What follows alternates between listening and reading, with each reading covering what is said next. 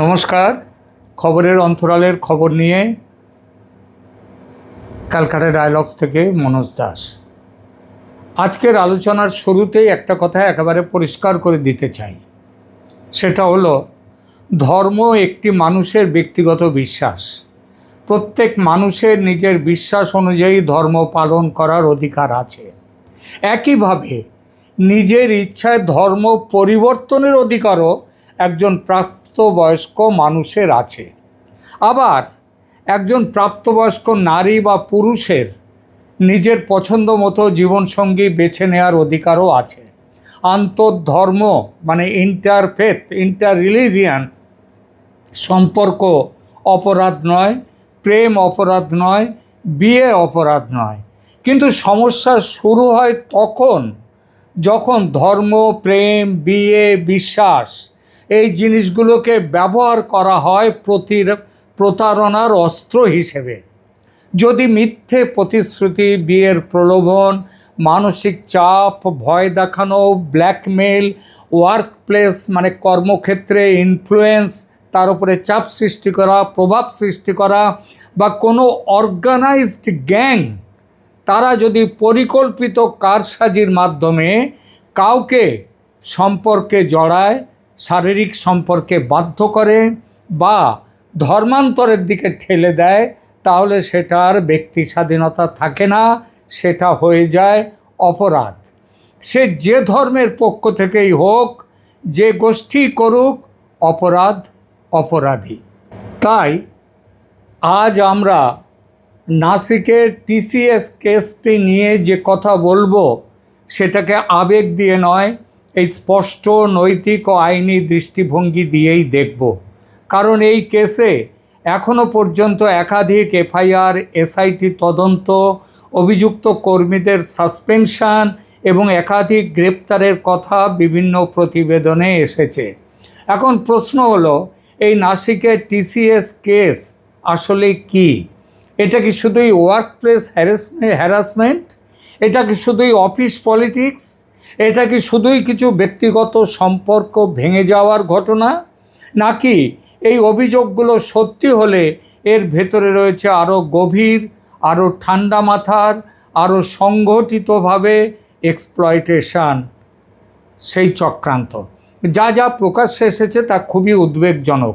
একাধিক রিপোর্ট বলছে নাসিকের TCS BPO ইউনিটে, টিসিএস টাটা কনসালটেন্সি সার্ভিসের তাদের যে ইউনিটে, নাসিক অফিসে বহু মহিলা কর্মী যৌন হেনস্থা, বিয়ের প্রতিশ্রুতি দিয়ে সম্পর্ক, মানসিক চাপ, স্টকিং, ইনঅ্যাপ্রোপ্রিয়েট বিহেভিয়ার এবং ধর্মীয় কোয়েশন বা ধর্মান্তকরণের চাপ, সেই চাপের অভিযোগ তুলেছেন। কিছু রিপোর্টে অভিযোগ এসেছে যে কিছু কর্মীকে নামাজ পড়তে বলা হয়েছিল। এই কর্মীরা, মহিলা কর্মীরা, তারা হিন্দু, তাদেরকে গোমাংস খাওয়ার চাপ দেওয়া হয়েছিল এবং ধর্মীয় অভ্যাস বদলাতে প্রভাব খাটানোর চেষ্টা হয়েছিল। এখানে একটা গুরুত্বপূর্ণ বিষয় আছে, এগুলো কোনো একক অভিযোগ নয়। একাধিক নারী সামনে এসেছেন, একাধিক অভিযোগ জমা পড়েছে, একাধিক রিপোর্টে মানে সংবাদপত্রের মিডিয়া রিপোর্টে 9টি এফআইআর করার কথা বলা হয়েছে। অর্থাৎ বিষয়টি এমন নয় যে একটি ব্যক্তিগত সম্পর্কের গল্পকে বাড়িয়ে তোলা হচ্ছে, বরং অভিযোগের প্যাটার্নটাই এখানে সবচেয়ে উদ্বেগজনক। আর এই জায়গাতেই আমি একটা গুরুত্বপূর্ণ কথা বলবো, যা অনেকেই বলতে ভয় পান। যদি দুইজন একই অফিসে কাজ করেন, সহকর্মী হন, প্রতিদিন দেখা হয়, তাদের সাথে কথা হয়, পরিচয় জানা থাকে, তাহলে খুব স্বাভাবিকভাবে ধরে নেওয়া যায় যে একে অন্যের ধর্মীয় পরিচয় জানা ছিল, মানে অন্তত অজানা ছিল না। তাহলে এই কেসের কেন্দ্রে মুসলিম পরিচয় জানা না থাকার কোনো কথা নয়, বরং অভিযোগ অনুযায়ী কেন্দ্রে আসছেটা কি? প্রতারণা, ডিসেপশন। কেন্দ্রে আছে ফলস প্রমিস, মিথ্যে প্রতিশ্রুতি। এই ঘটনার কেন্দ্রে আছে ইমোশনাল ব্ল্যাকমেলিং, অর্থাৎ আবেগ দিয়ে তাদের ব্ল্যাকমেল করা। কেন্দ্রে আছে সেক্সুয়াল এক্সপ্লয়টেশন, অর্থাৎ যৌনতার ব্যবহার, এক্সপ্লয়েট করা হয়েছে তাদেরকে, অপব্যবহার করা হয়েছে তাদেরকে, যৌনতার ব্যাপারে তাদেরকে ব্যবহার করা হয়েছে। আর অভিযোগ অনুযায়ী এদের পরে আসছে রিলিজিয়াস প্রেশার। অর্থাৎ এখানে খুব স্পষ্ট একটি ডিস্টিংশন, পার্থক্য করতে হবে। কোনো নারী যদি একজন মুসলিম পুরুষকে বিশ্বাস করেন, সেটা তার অধিকার। সেই হিন্দু নারী হোক, খ্রিস্টান নারী হোক, যে কোনো ধর্মের নারী হোক, অমুসলিম। কোনো প্রাপ্তবয়স্ক মানুষ আন্তঃধর্ম সম্পর্কে, ইন্টারফেথ, সেই সম্পর্কে গেলে সেটা অপরাধ নয়। কিন্তু সেই বিশ্বাসকে যদি অস্ত্র বানানো হয়, যদি সম্পর্ককে ফাঁদে বদলে নেওয়া হয়, যদি কনসেন্টকে ফ্রডের ওপর, জালিয়াতির ওপরে দাঁড় করানো হয়, তাহলে সেটা কিন্তু প্রেম থাকে না, তখন সেটা হয় শিকার বানানোর কৌশল। এই কেসে, মানে নাসিকের TCS কেসে সবচেয়ে অস্বস্তিকর প্রশ্ন হলো, এই প্যাটার্ন কি অর্গানাইজড ছিল? কারণ পাবলিক রিপোর্টিংয়ে এমন ইঙ্গিত আছে যে এটি আইসোলেটেড মিসকন্ডাক্টের চেয়েও বড় কিছু হতে পারে। ওই যে বললাম অর্গানাইজড ক্রাইম, একটা অর্গানাইজড গ্যাং তারা এইসব করে। আজ তক বাংলার একটি রিপোর্টে SIT সূত্রে বলা হয়েছে, মানে পুলিশ যে SIT করেছে, স্পেশাল ইনভেস্টিগেশন টিম, সেই তাদের সূত্র দিয়ে বলা হয়েছে কিছু অভিযুক্ত বিশেষভাবে নির্দিষ্ট ধরনের নারী কর্মীদের টার্গেট করত। কোন নির্দিষ্ট ধরন? হিন্দু নারীদের টার্গেট করত, বিশেষ করে যারা শাড়ি পরতেন বা সনাতনী ঐতিহ্য মেনে চলতেন। একই রিপোর্টে বলা হয়েছে কিছু ক্ষেত্রে আউটিং, মানে বাইরে বেড়াতে নিয়ে যাওয়া, রিসর্টে নিয়ে যাওয়ার পরিকল্পনাও তদন্তকারীরা পেয়েছেন, খতিয়ে দেখছেন। এবং কিছু অভিযুক্তের, যে তাদের অভিযুক্ত যারা ওই একই অফিসে, তাদের মধ্যে এই ব্যাপারে যে একটা পারস্পরিক যোগাযোগ ছিল, সেই তথ্যও পাওয়া গেছে, সেগুলো পরীক্ষা করা হচ্ছে। এখন এগুলো যদি তদন্তে প্রমাণিত হয়, তাহলে এই কেসকে শুধু একটা কি বলবো, একটা বিচ্ছিন্ন অফিস স্ক্যান্ডাল বলা যাবে না। তখন এটা হবে অর্গানাইজড প্রেডেটরি কন্ডাক্ট, মানে তারা একটা অর্গানাইজড গ্যাংয়ের অংশ হয়ে এই জিনিসটা করছে। তখন এটা হবে ওয়ার্ক প্লেসের ভেতরে নেটওয়ার্ক বেসড এক্সপ্লয়টেশনের মামলা। আর যদি ধর্মান্তরের উদ্দেশ্যও প্রমাণিত হয়, তাহলে লাভ জিহাদ বা কর্পোরেট জিহাদ শব্দগুলি, এগুলো নিছক রাজনৈতিক স্লোগান থাকে না, বরং একটি অ্যালেজড ক্রাইম প্যাটার্নের বর্ণনা হিসেবে সামনে আসে। তবে এখানেই দায়িত্বশীলতার জায়গা আছে। এই মুহূর্তে আদালতের বিচার তো এখনও শুরু হয়নি, জনসমক্ষে কোনো চার্জশিটও দেওয়ার খবর নেই। আর তাই এই কেসে যা বলা যায় তা হলো স্ট্রং অ্যালিগেশনস, খুব জোরালো অভিযোগ আছে, রিপিটেড কমপ্লেন্টস, একাধিক অভিযোগ আছে, পুলিশ অ্যাকশানে নেমে পড়েছে, ইন্টারনাল অফিসের দিক দিয়ে এই অভিযুক্তদের সাসপেন্ড করা হয়েছে, অ্যান্ড ওয়াইডেনিং প্রোব, একটা বড় একটা তদন্তের আওতায় আনা হয়েছে ব্যাপারটাকে। যা এখনও চূড়ান্ত, এগুলো বলা যায়, কিন্তু যা এখনও চূড়ান্তভাবে বলা যায় না, তা হলো এটি আদালত প্রমাণিত স্টেট ওয়াইড, মানে রাজ্যব্যাপী বা রাষ্ট্রব্যাপী একটা কনভার্সন কনস্পিরেসি, মানে কনভার্সন, ধর্মান্তরকরণের একটা চক্রান্ত। এটা এখনও আদালতে প্রমাণিত নয়, সুতরাং সেটা বলা যায় না।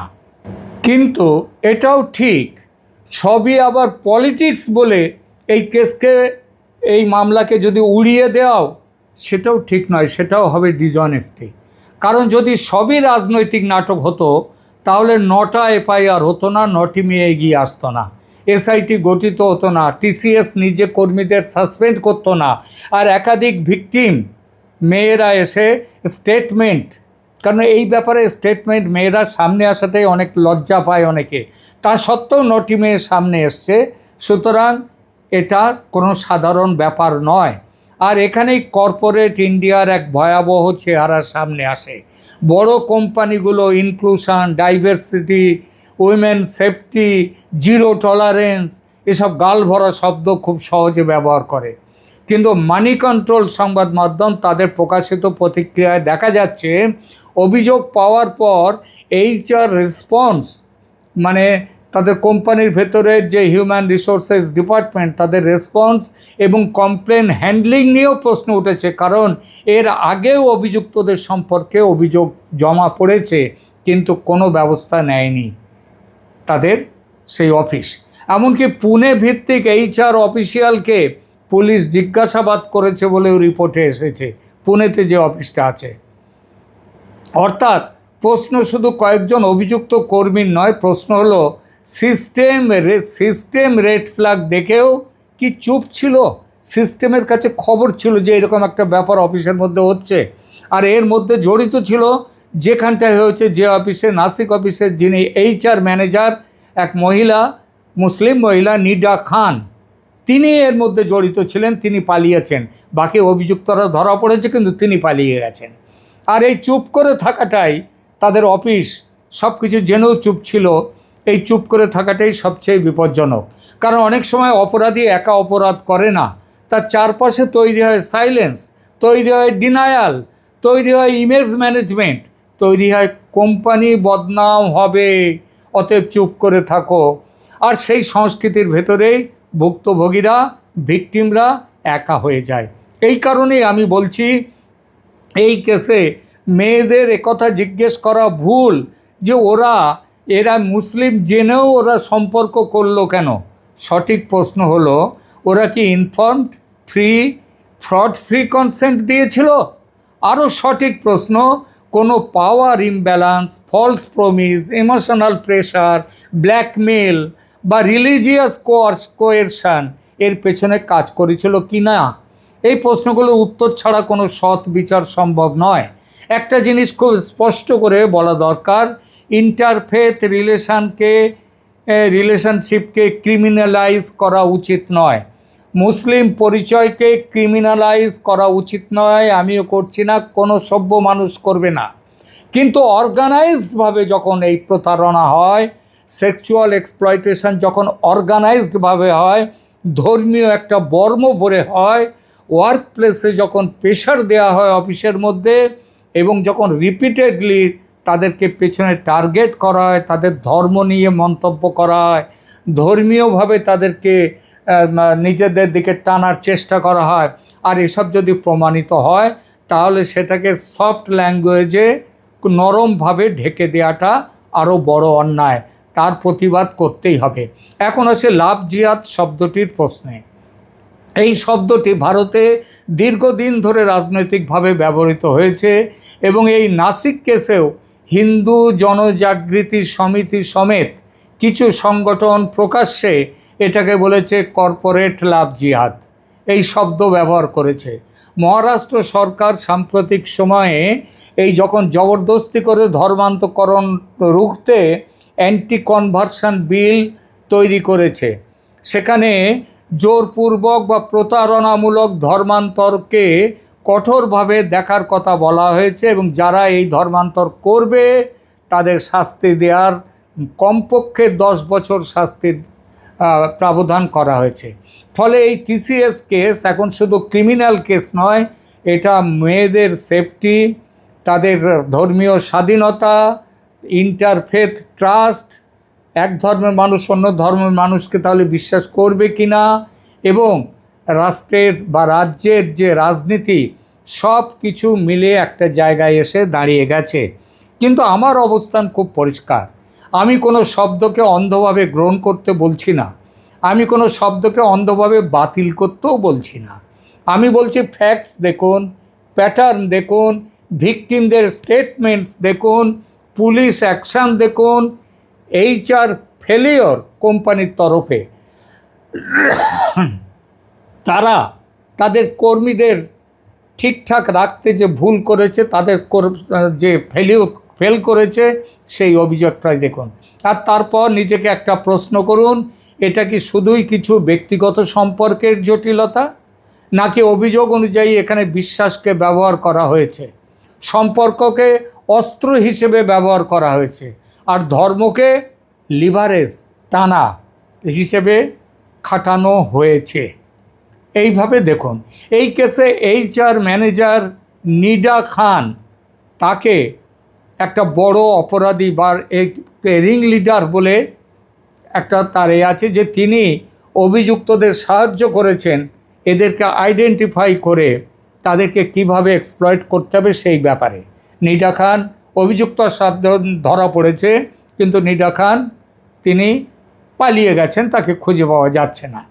এখন একটা কথা সরাসরি বলি, যদি প্রমাণ হয় যে কিছু নারী কর্মীকে পরিকল্পনা করে টার্গেট করা হয়েছে, যেটার সম্ভাবনা খুবই অধিক, বিয়ের প্রলোভন দিয়ে শারীরিক সম্পর্কে জড়ানো হয়েছে, পরে ভয়, চাপ বা ধর্মীয় ইনফ্লুয়েন্স ব্যবহার করা হয়েছে, তাহলে এটাকে ভালোবাসা বলার অধিকার কারো নেই।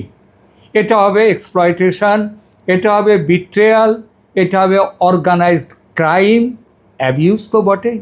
এবং এখানে এই কেসের সবচেয়ে বেদনাদায়ক দিক, হয়তো ভুক্তভোগীরা ওই অভিযুক্তদের ধর্মে আপত্তি করেননি, হয়তো তারা মানুষকে মানুষ হিসেবে বিশ্বাস করেছিলেন, হয়তো তারা ভেবেছিলেন সম্পর্কের শেষ গন্তব্য বিয়ে। কিন্তু অভিযোগ যদি সত্যি হয় তাহলে সেই বিশ্বাসটাই অস্ত্র হিসেবে ব্যবহৃত হয়েছে। এই কারণেই নাসিকের টিসিএস কেসকে ছোট করে দেখার সুযোগ নেই। এটি কেবল কর্পোরেট স্ক্যান্ডাল নয়, এটি কনসেন্ট বনাম কোয়েরশন তার লড়াই, এটা ট্রাস্ট বিশ্বাস বনাম ফ্রড জালিয়াতির লড়াই, এটা ফ্রিডম বনাম ম্যানিপুলেশনের লড়াই। আর সবচেয়ে বড় কথা, এটি সেই সব নারীর ন্যায় বিচারের প্রশ্ন যারা হয়তো অফিসে গিয়েছিলেন কাজ করতে, কিন্তু অভিযোগ অনুযায়ী শিকার হয়েছেন ক্ষমতা, প্রতারণা এবং চাপের জটিল খেলায়। তাই শেষ কথা একটাই, ধর্ম অপরাধ নয়, প্রেম অপরাধ নয়, আন্তর্ধর্ম সম্পর্ক অপরাধ নয়, কিন্তু জালিয়াতি করে জোর করে সেই সম্পর্ক তৈরি করাটা এটা হচ্ছে অপরাধ। সেক্সুয়াল এক্সপ্লয়টেশন অপরাধ, আর অর্গানাইজড টার্গেটিং যদি একটা অর্গানাইজ ওয়েতে, যেটা আপনারা দেখেছেন এর আগে কাশ্মীর ফাইলে দেখেছেন, অর্গানাইজ করা হচ্ছে এইভাবে হিন্দু মেয়েদের টার্গেট করে তাদেরকে প্রেমের ফাঁদে ফেলে মুসলিম করে নেওয়া ইত্যাদি, এই যে ব্যাপারগুলোতে নিয়ে আসাটা হচ্ছে, এটা ডেফিনেটলি অপরাধ। নাসিকের টিসিএসকে ঘিরে অভিযোগগুলোকে তাই এই মানদণ্ডেই বিচার করতে হবে, কোনো সাম্প্রদায়িক অন্ধত্ব দিয়ে নয়, আবার কোনো ভুয়া উদারতার আড়ালেও নয় যে মুসলমানদেরকে ধরা হচ্ছে। যদি মুসলমানরাই এই ব্যাপারে সবথেকে বেশি অভিযুক্ত হয় তাহলে তাদের ধরতেই হবে, কিন্তু সব মুসলমান তো এইসব ব্যাপারে যুক্ত থাকে না। যারা যুক্ত থাকে তাদের ধরতে হবে, তাদের শাস্তি দিতে হবে, তাদের অপরাধের জন্য তাদেরকে কাঠগড়ায় তুলতে হবে। সত্যি যা সেটা সামনে আসুক। আর যদি অভিযোগগুলো প্রমাণিত হয় এক্ষেত্রে, তাহলে কঠোরতম জবাবদিহি চাইতে হবে ব্যক্তির, যারা করেছে এটা তাদের চাইতে হবে, নেটওয়ার্কের আর প্রতিষ্ঠান টিসিএসকেও বলতে হবে যে তারা অফিসটাকে কি করেছে, তারা অফিসের মধ্যে এগুলো দেখতে পারেনি, দেখাটা তাদের উচিত ছিল। এই বলে এখনকার মতো এখানেই রাখছি। ধন্যবাদ।